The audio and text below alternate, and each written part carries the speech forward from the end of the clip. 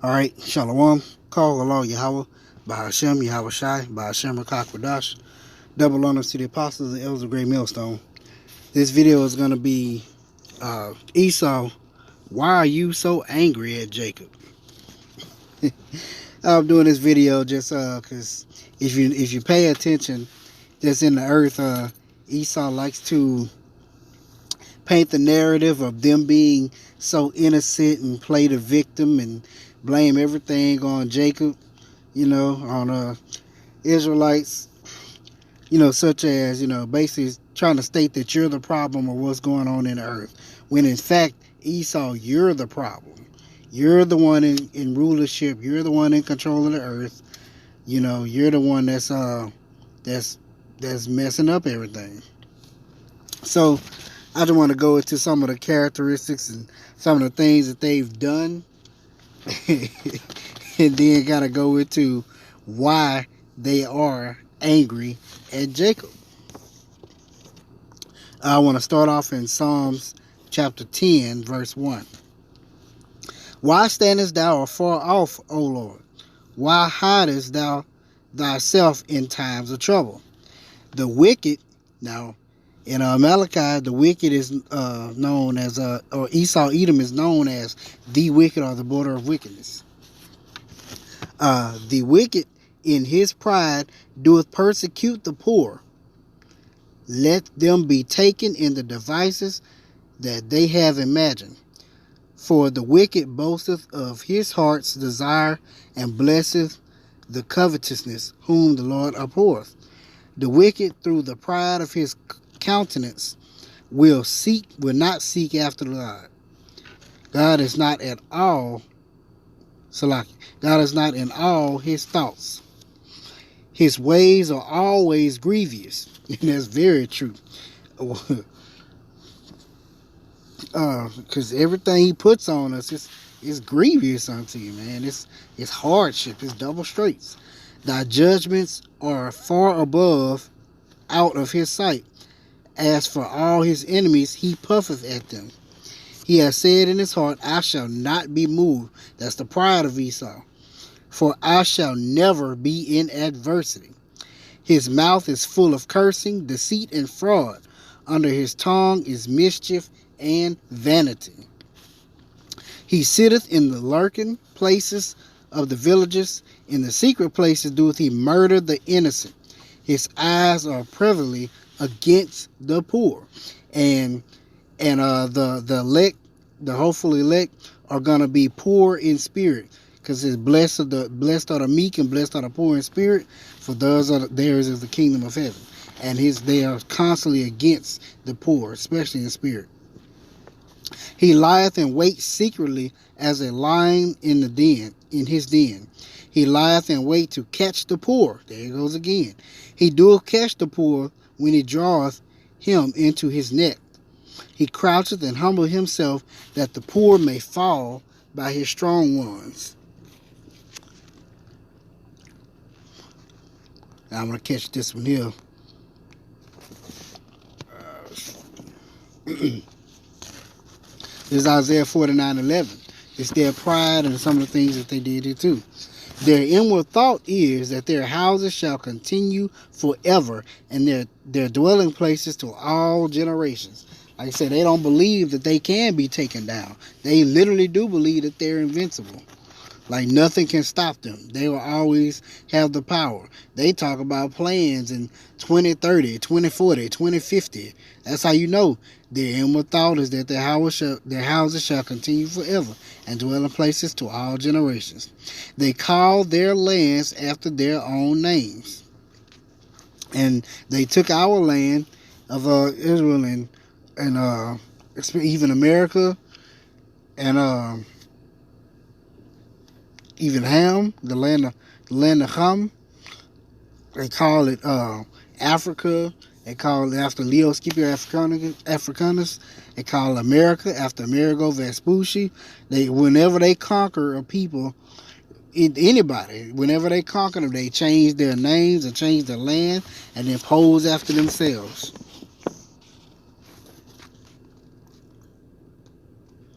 because that's the works of the devil, a deceiver. That's exactly what they do.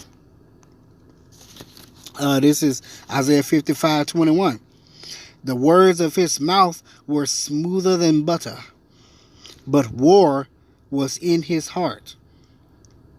So they come in speaking, like, oh yeah, like especially with these vaccines and this different stuff with this coronavirus and COVID-19.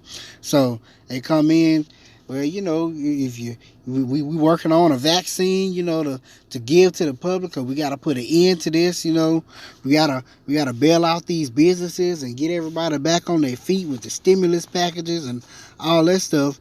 But check this out. But war was in his heart, because they have an ulterior motive.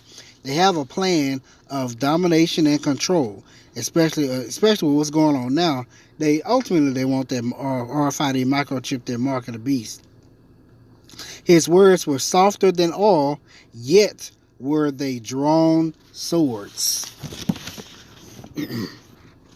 And so you wonder, why do they constantly put everything negative on Jake? Everything, they always spin the narrative as being a negative connotation on Jake. And you wonder why. So check some of these out here. This is Amos 1:11. Thus saith the Lord, for 3 transgressions of Edom, and for 4, I will not turn away the punishment thereof, because he did pursue his brother with the sword. Esau pursued Jacob with the sword. They constantly pursuing us. They will not let us up. They'll push us to one area and leave us in that area, and then come and fuck with you in that area. It's like they will not leave you alone.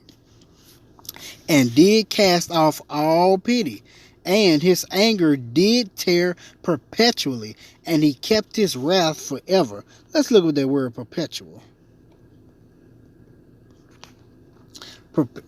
Perpetuity, forever, continuing, future.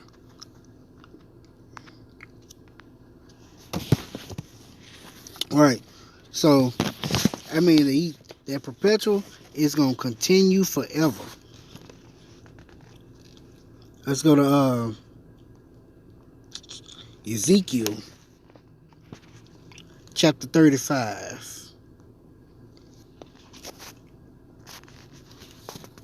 Starting at verse 1. It says, moreover, the word of the Lord came unto me, saying, Son of man, set thy face against Mount Seir, and prophesy against it. Mount Seir is his representation of Esau and Edom. And say unto it, Thus saith the Lord God, Behold, O Mount Seir, I am against thee. I will stretch out my hand against thee, and I will make thee most desolate. I will lay thy cities waste, and thou shalt be desolate.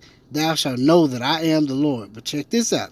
Because thou hast had a perpetual hatred, and hast shed the blood of the children of Israel by the force of the sword, and in the time of their calamity, in the time that their iniquity had an end. And that's exactly what they did there. When we were being punished, they took it to the next level, especially with the slavery, the hardcore abundance of slavery in America. They took wickedness to an all-time level, to a whole nother level with the things that they did to our people. But I'm gonna show you why. Why Esau can't let us go. Why they can't just leave us alone. Even though we don't mess with them, they always gotta come messing with us. Let me tell you why. This is Genesis chapter 25, starting at verse 25. Let's see. Yeah. And the first came, this is the birth of Jacob and Esau. And the first came out red all over like an hairy garment, and they called his name Esau. And after that came his brother out, and his hand took hold the heel, his hand took hold on Esau's heel, and his name was called Jacob. And Isaac was 80 years old when she bare them. And the boys grew.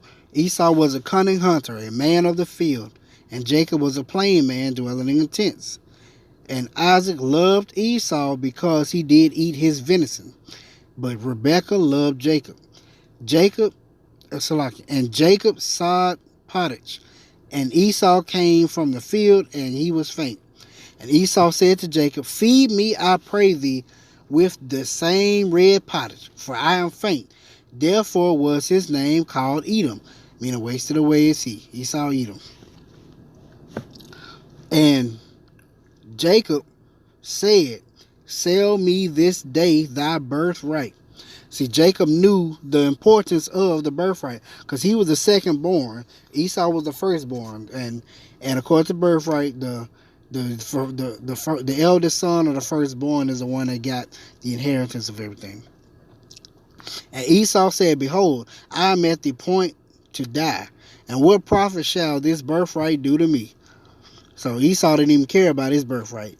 And Jacob said, "Swear to me this day." And he sware unto him, and he sold his birthright unto Jacob. Then Jacob gave Esau bread and pottage of lentils. And he did eat and drink and rose up and went his way. Thus Esau despised his birthright. And that's how the Most High set it up. That's how the Most High power Yahweh Bashim Yahushua set it up. Was for Jacob to get the blessing, or for Jacob to get that birthright from Esau. But that was strike one. Now, let's go to Genesis chapter 27. Now, chapter 27 goes into the blessings and that Esau and Jacob were blessed with. But you can read that chapter. I just want to get to the point. Starting at verse 35.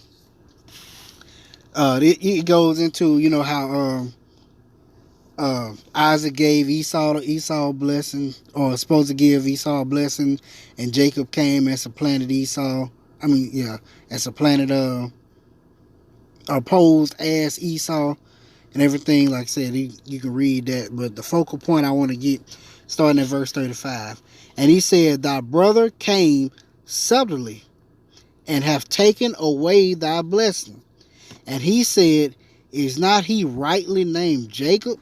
For he have supplanted me these 2 times. So now Esau feeling played. Esau like, well, damn, I gave him, I sold him my birthright, and now he done took my blessing. So he done supplanted me 2 times. His countenance is on the floor. His face is on the floor. He feeling played like hell. He took away my birthright, and behold, now he hath taken away my blessing. And he said, Hast thou not reserved a blessing for me? And Isaac answered and said unto Esau, Behold, I have made him thy Lord, and all his brethren have I given to him for service. With corn and wine have I sustained him. What shall I do now unto thee, my son? And Esau said unto his father, now Esau crying like a little bitch now. Hast thou but one blessing, my father? Bless me, even me also, my father. And Esau lifted up his voice and wept. And Isaac his father answered and said unto him, Behold, thy dwelling shall be the fatness of the earth, and of the dew of heaven from above. And by thy sword shalt thou live. That was the main difference between Esau and Jacob's blessing. Esau's blessing was the sword. And shall serve thy brother. And it shall come to pass, when thou shalt have the dominion, that thou shalt break his yoke from off thy neck. That's when Esau rose back up again, and they still in power now. And Esau hated Jacob. Check this out. Verse 41. And Esau hated Jacob because of the blessing wherewith his father blessed him. And Esau said in his heart, The days of mourning for my father are at hand, then I will slay my brother Jacob.